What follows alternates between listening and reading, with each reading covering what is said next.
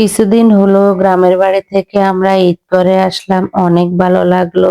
এখন আবার গ্রামে আমাকে ফিরে যাইতে হবে, মানে একটা ঘরোয়া অনুষ্ঠান আছে বিয়ের। অনেকদিন হলো একটা বিয়ে হলো কিন্তু অনুষ্ঠানটা করা হয়নি, তাই ওটা করার জন্য আমাকে আবার বাড়িতে ফিরতে হবে।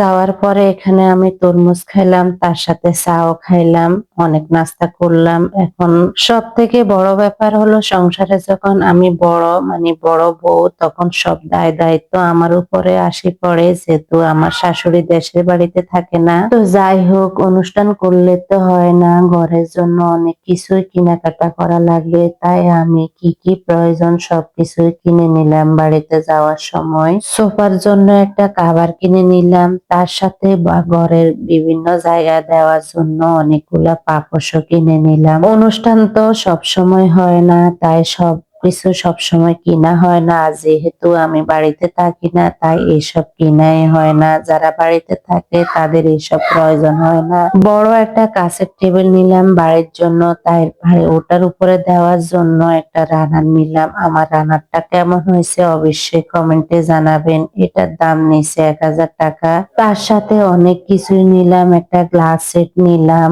গরম পাতিল ধরার জন্য 4টা লুচনি নিলাম, টি টেবিলে দেওয়ার জন্য একটা কভার, তার সাথে একটা হ্যান্ড ব্লেন্ডার, টেবিলের উপর রাখার জন্য কিছু পাপোশ নিলাম, চামচ, তার সাথে ভাতের তরকারি চামচ, অনেকগুলা কাপ নিলাম। কাপগুলা কেমন হয়েছে অবশ্যই কমেন্টে জানাবেন। যখন কোনো অনুষ্ঠান হয় তখন ও অনুষ্ঠান উপলক্ষে অনেক কিছুই বাড়ির জন্য কিনা হয়, তো আমাদেরও ব্যতিক্রম না। আমিও অনুষ্ঠান উপলক্ষে অনেক কিছুই কিনে নিলাম বাড়ির জন্য।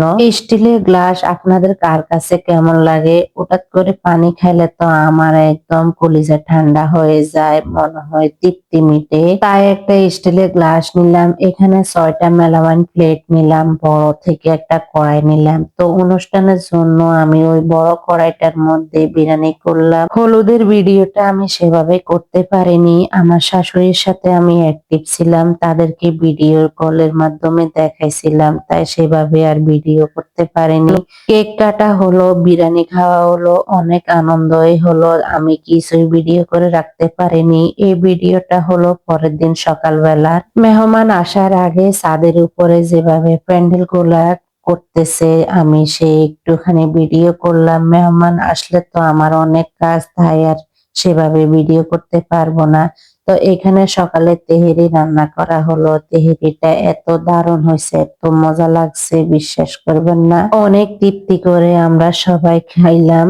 এটা হলো আমাদের বউয়ের ফাইনাল লুক। ও সামনে আসবে না, তাই আমার বউকে আর সেভাবে দেখানো হলো না, তাই বর সাহেবকে দেখাইলাম। তো এখানে আমাদের খাওয়া দাওয়ার পালা। এখন এলাকার কিছু গণ্যমান্য জঘন্য ব্যক্তিদেরকে দাওয়াত দেওয়া হয়েছে, তারা প্রথম টিভি খেয়ে নিল, কিন্তু দুঃখের বিষয় হলো সেটা তারা খেয়ে গেল কিন্তু আমাদের বউকে কোনো উপহারে দিল না। তো যাই হোক, আর কিছুই বলার নেই। এখানে আমাদের বাড়িতে কিছু মেহমান ছিল, মানে বাড়ির সদস্য, তারা সবাই আসলো, তারাও যথেষ্ট পরিমাণে বউকে সম্মান করলো।